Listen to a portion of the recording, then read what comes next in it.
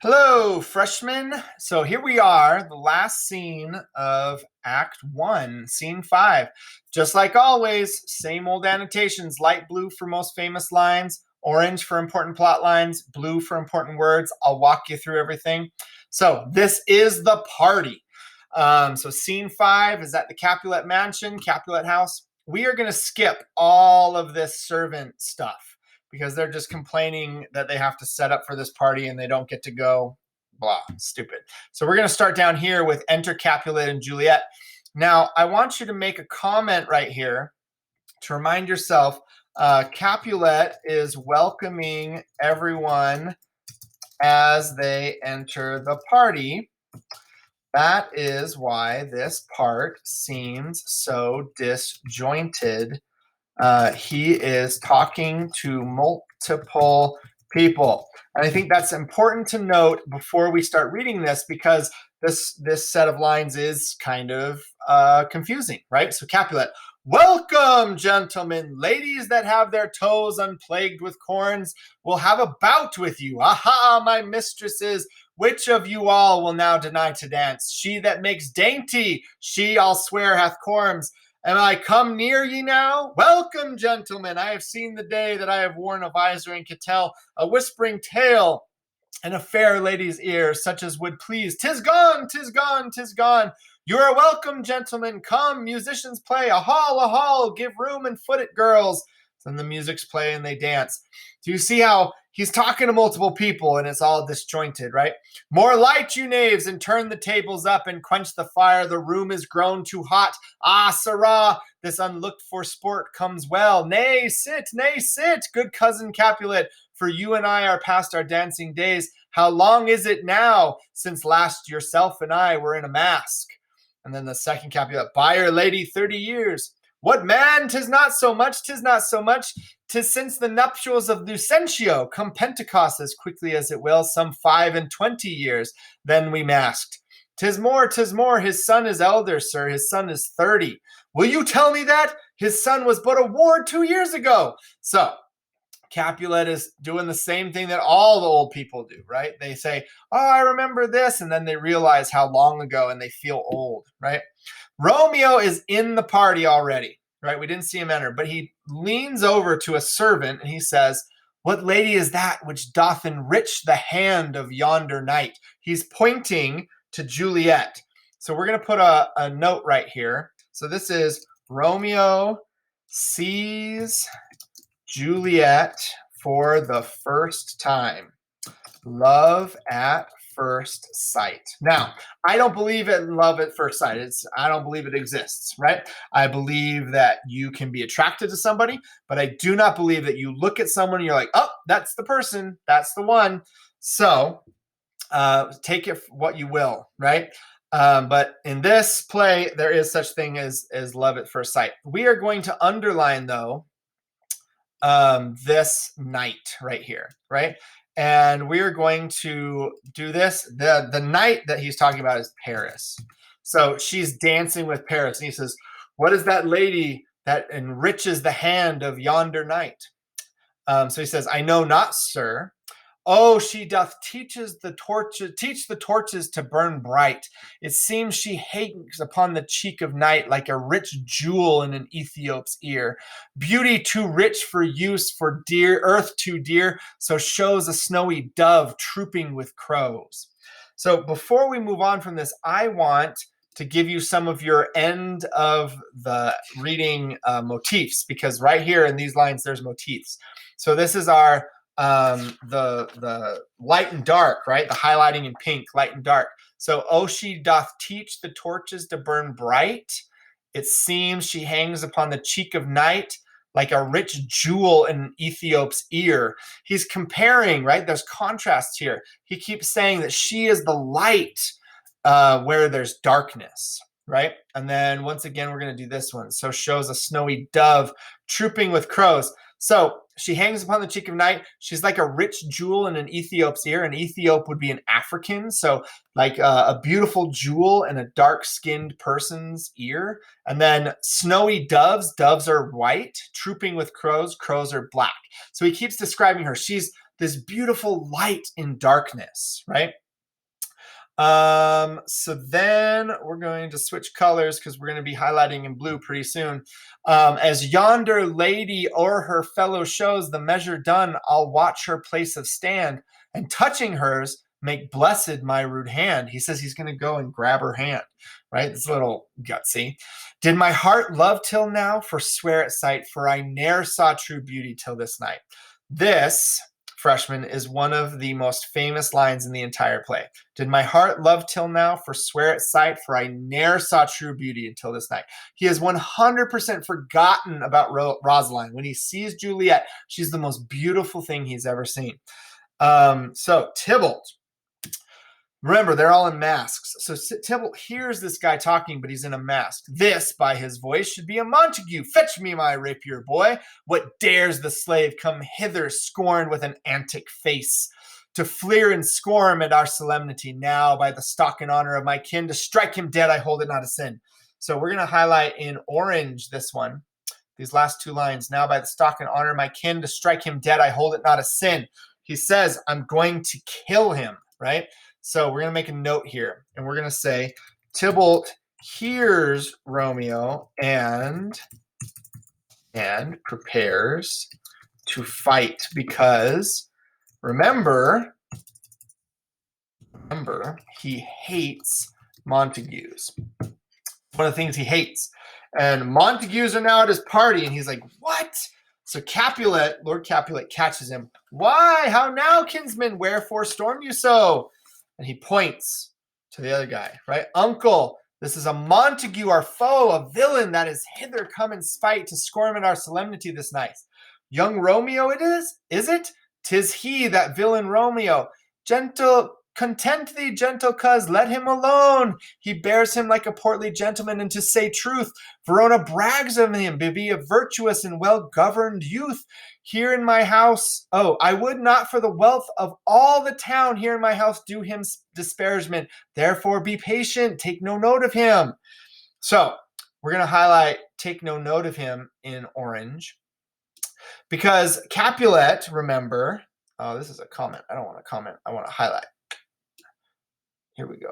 Come on, highlight in orange. There we go. And then we'll make a comment box here. And we have to remember that we have to ask ourselves, well, why is this is his enemy's son? Why is Capulet being so nice, right? And we have to remember that Capulet it will die if he has a fight again in Verona. And I'm not 100% sure that he's told everybody in his house, right? I don't think Tybalt knows this. I don't think Lady Capulet knows this. I don't think the servants or any of that. They don't know that that was the deal necessarily. Like, they were there, but they're not 100% sure, because he went and talked to the prince on his own. And so I think that the prince just, reestablished, like, remember, this is the deal. You can't do that. And, Tybalt's such a hothead anyway. He wants to fight at any chance he gets. He doesn't care. But Capulet is like, I'm scared for my life. You cannot do this. Do not fight in my house, or else I will die. So it fits when such a villain is a guest. I'll not endure him. And then he says, he shall be endured. What goodman boy? I say he shall. Go to. I am the master here. Or am I the master here, or you? Go to. You'll not endure him? God shall mend my soul. You make a mutiny among my guests? You will set cock-a-hoop? You'll be the man? And then he says, why, uncle, 'tis a shame. And I always read these last couple lines right here like Capulet hits Tybalt across the face, right? Slap. Go to, go to. You are a saucy boy. Is it so indeed? This trick may chance to scathe you. I know what. You must contrary me? Marry, 'tis time. Well said, my hearts. You are a princox. Go. And then he changes, because everyone stopped the party and they're looking at this fight that's going on. He goes, be quiet, or more light, for shame. I'll make you quiet. What cheerly, my hearts. He changes because he's worried that all the people are freaking out because he's hitting his nephew. So we're going to say right here, Tybalt So we're going to say Capulet slaps Tybalt here. At least that's how I interpret it. I've seen that done in a couple movies where they hit him. So then Tybalt's line right here, patience perforce with willful choler meeting makes my flesh tremble in their different greeting. I will withdraw, but this intrusion shall now seeming sweet convert to bitter gall, which is awesome lines, right? So he is saying, we're going to highlight in orange, where he's saying that, yeah, okay, I'll go now, but I'm gonna, be mad at Romeo. This is gonna come back. So let's write down Tybalt feels like Romeo insulted him by coming to the party. His anger at this perceived slight will come back to bite Romeo. So this is foreshadowing. We're setting this up for later. And so you have to remember that Tybalt felt insulted at the party. And he's going to want to do something to Romeo later on. So now he leaves and we shift our attention back to Romeo and Juliet. So Romeo, remember, he's like, I was going to go grab her hand. So he is going to go grab her hand. So to Juliet, if I profane with my unworthiest hand this holy shrine, this gentle fine is this, my lips, two blushing pilgrims, ready stand to smooth that rough touch with a tender kiss. And then I would say he probably took her hand and kissed it, right? Doesn't even know the girl's name, but kissing her on the hand. Juliet turns and says, good pilgrim, you do wrong your hand too much, which mannerly devotion shows is this. For saints have hands that pilgrims' hands do touch, and palm to palm is holy Palmer's kiss. So she's comparing his kiss to like a prayer, right? Like, it's okay. Kisses are okay. And Romeo says, have not saints lips and holy Palmers too? I, pilgrim, lips that they must use in prayer. Oh, then, dear saint, let lips do what hands do. They pray, grant thou, lest faith turn to despair. Saints do not move, though grant for prayer's sake. Then move not, while my prayer's effect I take. Thus from my lips, by yours, my sin is purged, right? And then he says, then have my lips the sin that she says, then have my lips the sin that they have took. So she says to him, this is wrong. Like, I don't even know you. You should not be kissing me. This is a sin. And Romeo here is so smooth. Unlike when he was with Rosaline and talking about how she should sleep with him. He says, oh, well, I'm sorry that I made you sin, right? I don't want to make you sin. And then he says here, sin from thy lips, oh, trespass sweetly urged, give me my sin again. And then he kisses her again, like on the lips this time. And he's saying, well, if I gave you a sin, I should take it back so that you don't have to have it. And he kisses her to take the sin back. And Juliet says, you kiss by the book. She really likes it.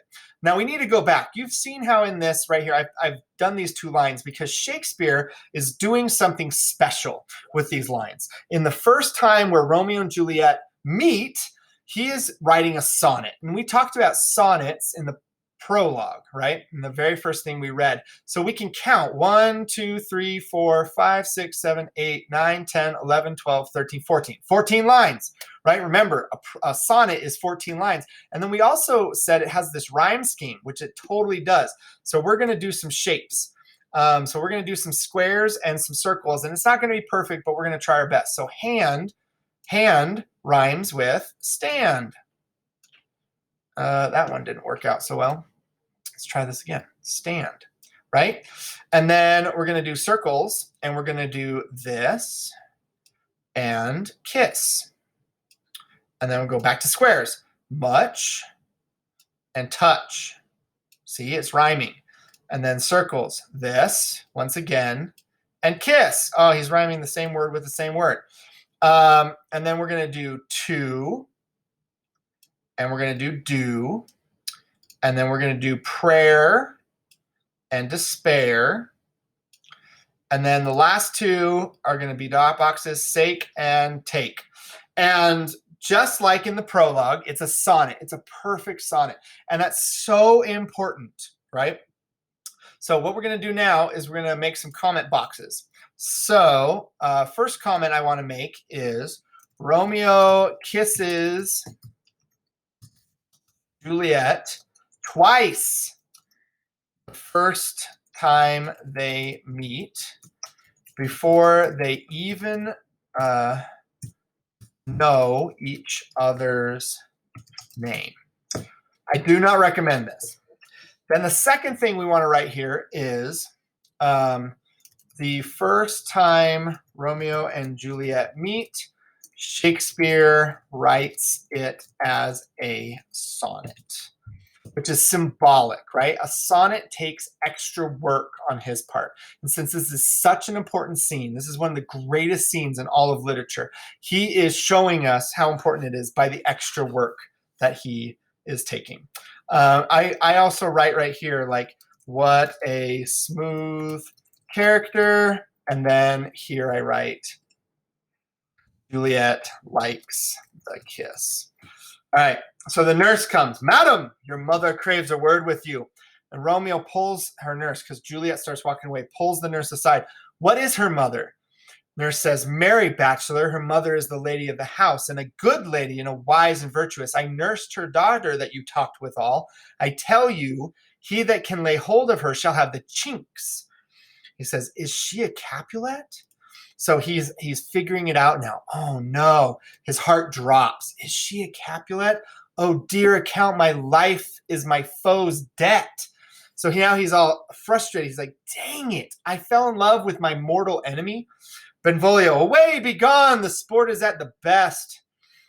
So I fear, the more is my unrest. So he feels bad. He's like, oh man, no. And then Capulet, nay, gentlemen, prepare not to be gone. We have a trifling, foolish banquet towards. Is it e'en so? Why then, I thank you all. I thank you, honest gentlemen. Good night. More torches here. Come on then, let's to bed. Ah, sirrah, by my fay, it waxes late. I'll to my rest. So they're all leaving, right? Exit everyone but Juliet the nurse. They're all walking out the doors. Party's over. Juliet says, come hither, nurse. What is yon gentleman? She's pointing to Romeo. The nurse knows who she's pointing to, but she doesn't want to tell her, right? The son and heir of old Tiberio. She says, no, what is that now? What's he that now is going out the door? Mary, that I think be young Petruchio. What's he that follows there that would not dance? She's pointing to Romeo still. I know not, right? Nurse lies there. She does know who it is. So we're going to highlight this one. Go ask his name. If he be married, my grave is like to be my wedding bed.